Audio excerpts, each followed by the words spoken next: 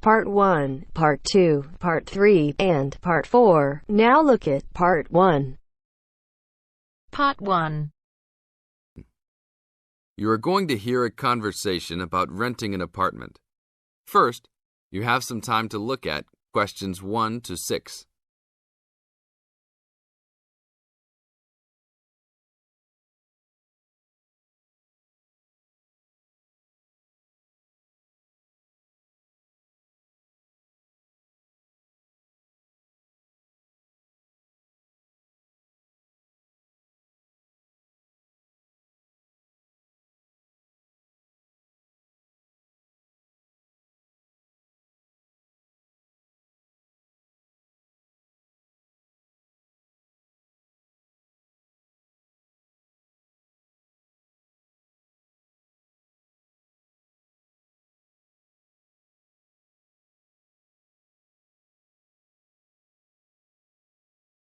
Now listen to the tape and answer questions 1 to 6.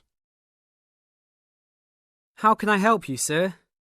Hi, I'm interested in renting an apartment in your building. Can you show me around inside? Sure, my pleasure. Do you know what kind of apartment you're looking for? I'm thinking of something for my best friend and I. The apartment doesn't have to be too big, just something comfortable for the two of us. I'm looking for a kitchen, 2 bedrooms and a bathroom, just something simple. Okay, well, let me show you what we have to offer. We divide our apartments into 3 categories. There are standard apartments, upgraded standard apartments, and luxury apartments. Please follow me. This apartment just went up for rent yesterday.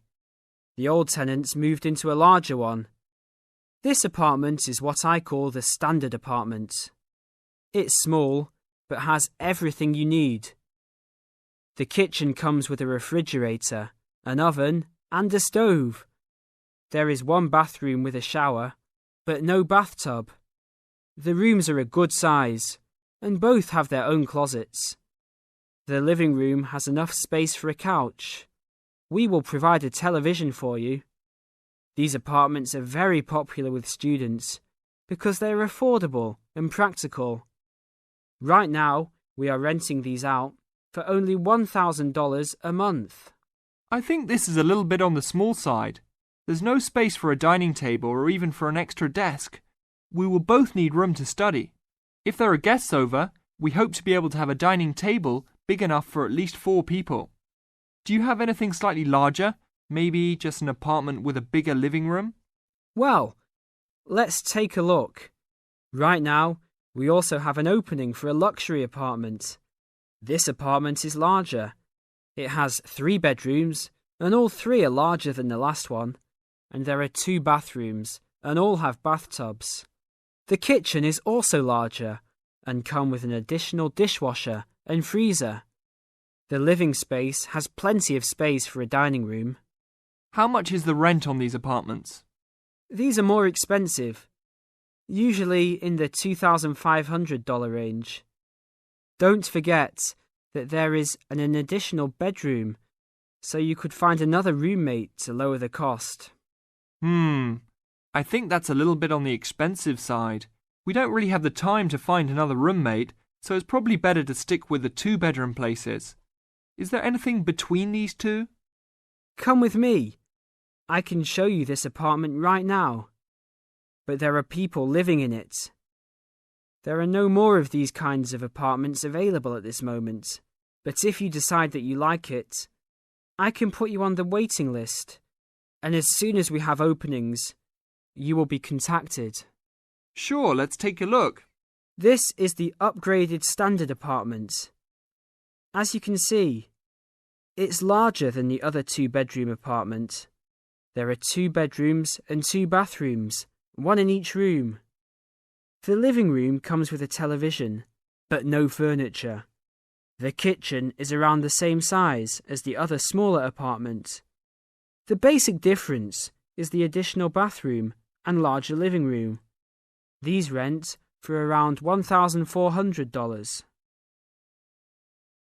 Now look at questions 7 to 10.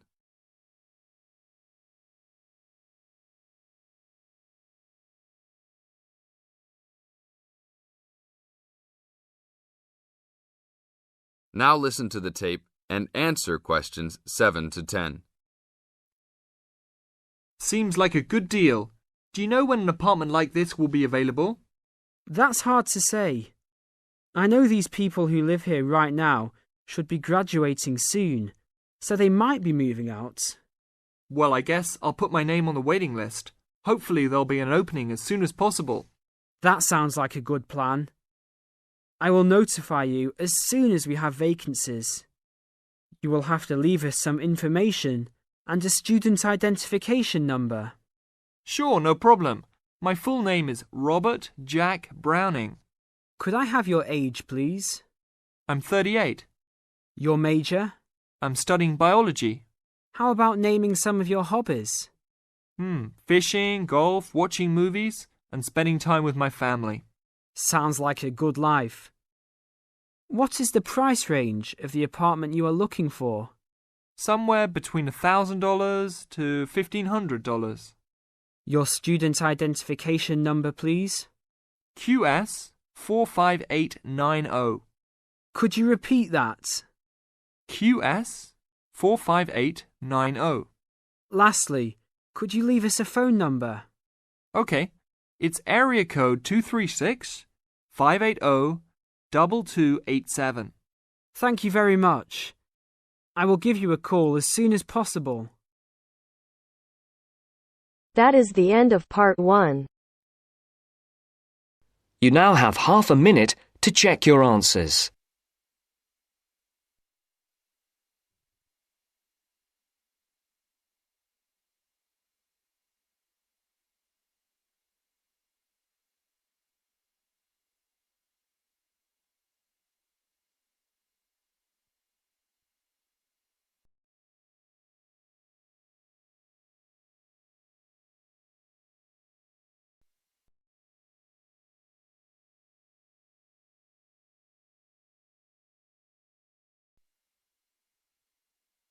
Now turns to part 2. Part 2. You're going to listen to a talk about the food we eat. First, you have some time to look at questions 11 to 15.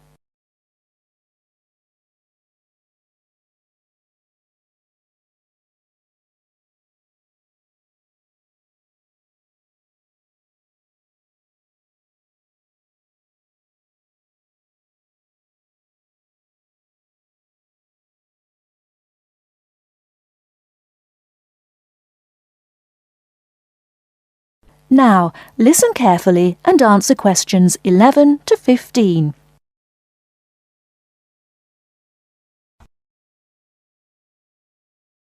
Welcome to the Food We Eat, sponsored by Safeway.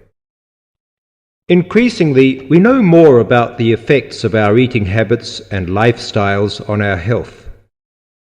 While new information can change old ideas, the news stories can often be confusing. At Safeway, we try to help customers not only in the range and types of food offered, but also by providing up-to-date, reliable information in areas we know are of interest and which relate to the diet we eat. Today, we are going to talk about sugar. Recently, doctors have been advising us to eat less sugar. The health recommendation to use less sugar is for two reasons. Firstly, for the sake of our teeth, since the amount and frequency of sugar consumption links to decay. Secondly, as sugar is a good source of calories, it can easily be a problem if we tend to be overweight. The dental risk is because bacteria which occur naturally in our mouth feed on carbohydrates, sugar and starch, to form plaque and acid. Plaque is a sticky coating that prevents the bacteria being removed by saliva. The acid attacks the tooth itself. This takes time, however, so the trick is to avoid sticky foods like sweets, which stay around in crevices feeding the bacteria. Before you hear the rest of the talk, you have some time to look at questions 16 to 20.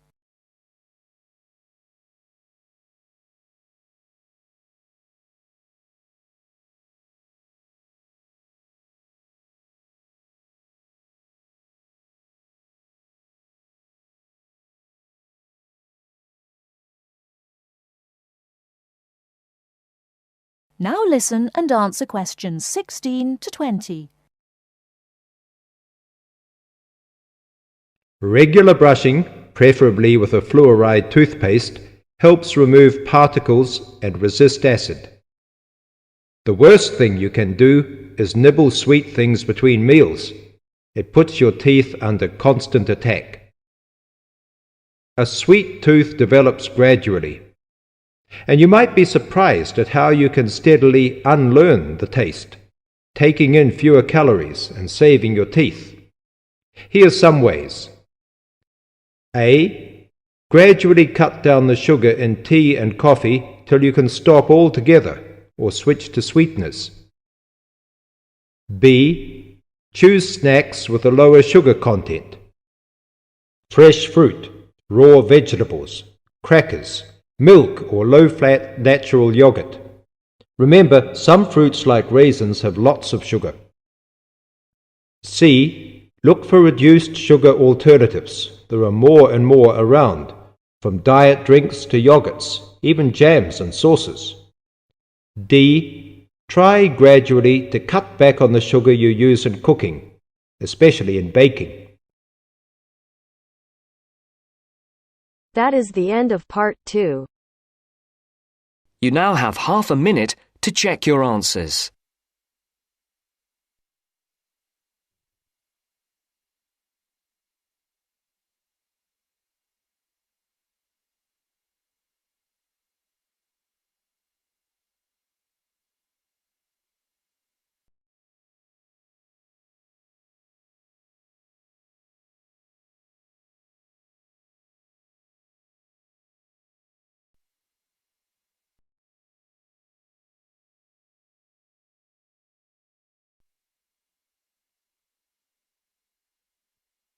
Now turns to part 3.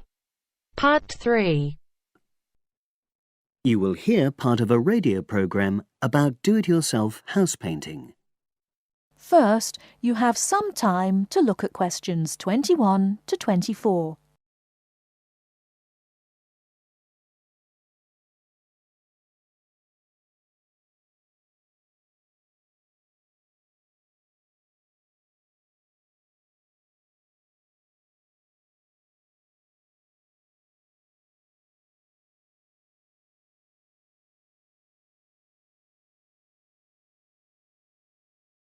Now, listen carefully and answer questions 21 to 24. Good morning, everyone, and welcome to our weekly series on home improvements.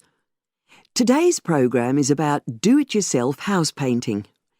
There's never been a better time for people who like to do their own interior house painting.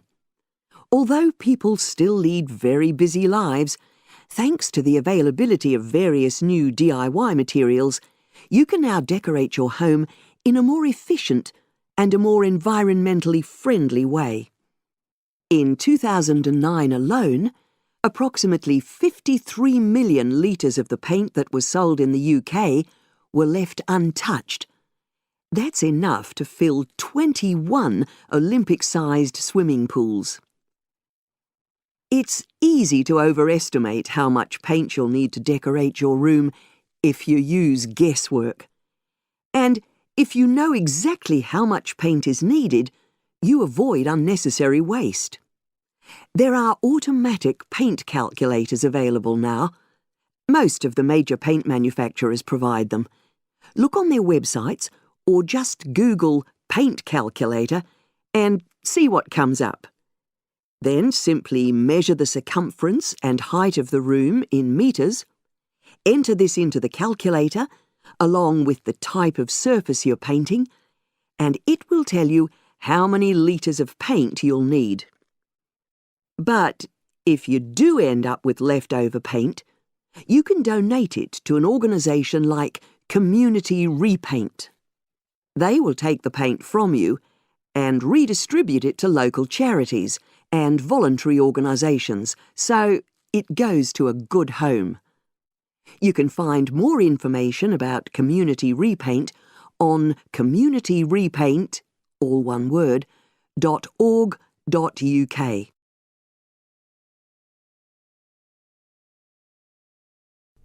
Before you hear the rest of the talk, you have some time to look at questions 25 to 30.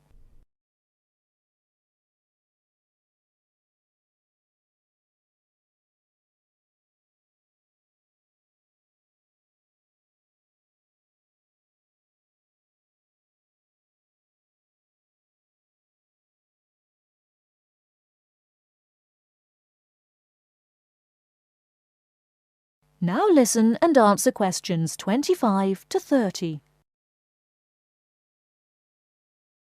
Another way of avoiding paint wastage is to check you're completely happy with your colour choice before starting to paint.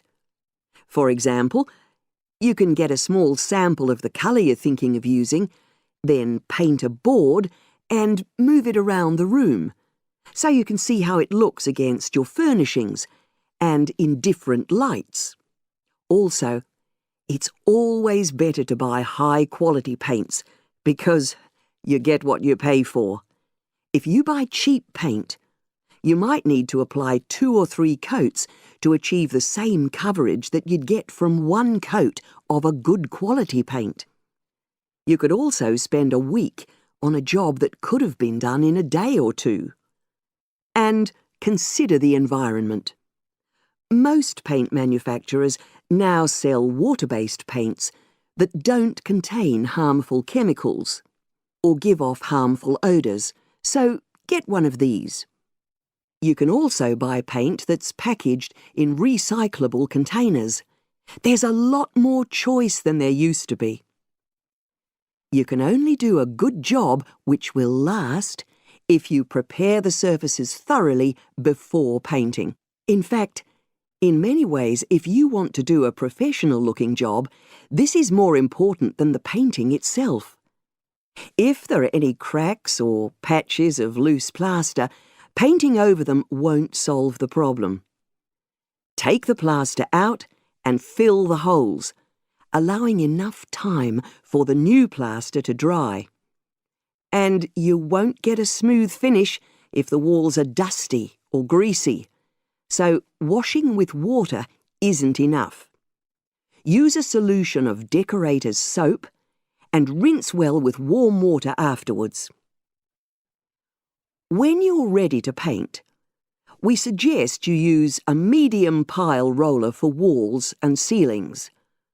A lot of people tend to use short pile rollers, but these give a patchy finish, and that wastes paint and time.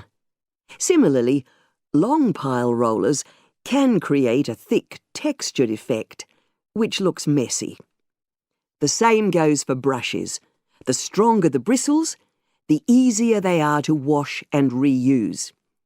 And as you've chosen a water-based paint, clean your brushes with cold water, because it's more energy efficient that way. As you're decorating, keep transferring small amounts of paint into a tray and keep topping it up when you need to. This reduces the chance of it being contaminated by dust and pieces of dirt.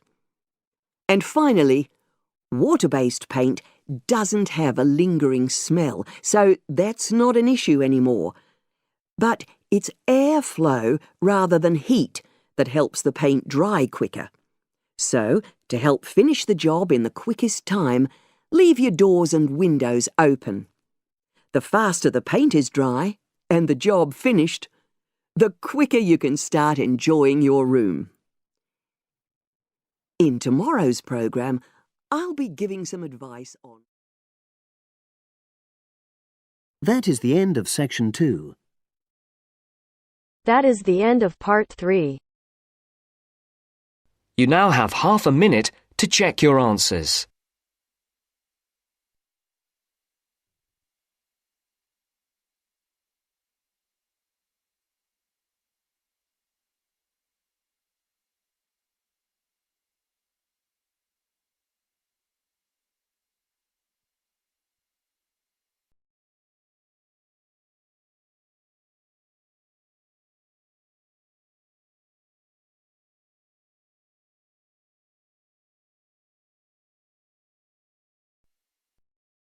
Now turns to part 4.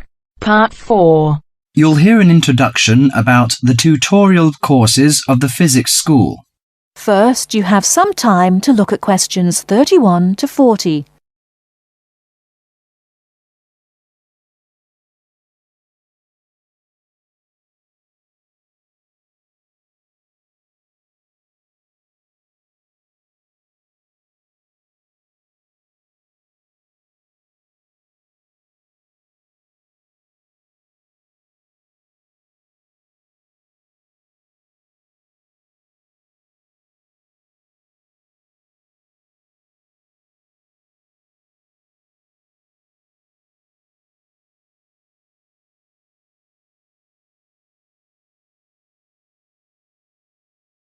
Now listen carefully and answer questions 31 to 40. Welcome to Orientation Week. This is the Physics School session, and we'll welcome Professor Smith, the head of the school, to introduce you to the tutorial system. Welcome, Professor Smith. Thank you. You may have noticed life at university is totally different from that of school. For you, tutorials are an important part of the teaching program. Tutors are the primary contact between undergraduate students and the school. A tutor is the student's personal tutor as well as their academic tutor. Tutorials for physics undergraduates consist of 6 students who meet each week with their tutor for at least 50 minutes. For radiographer students, tutorials will normally consist of a group of about 10 students who will meet fortnightly with their tutor for a period of at least 50 minutes. In the first semester, the tutorials are during weeks 1 to 11. For semester 2, they are during weeks 14 to 24.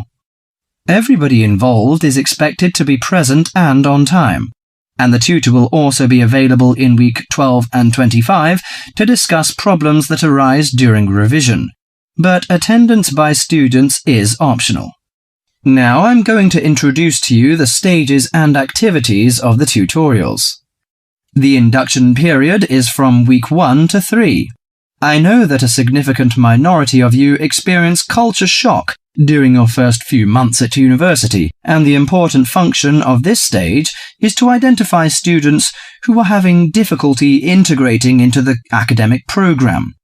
In particular, tutors should check your attendance of lectures, tutorials, laboratory sessions, and this sort of things.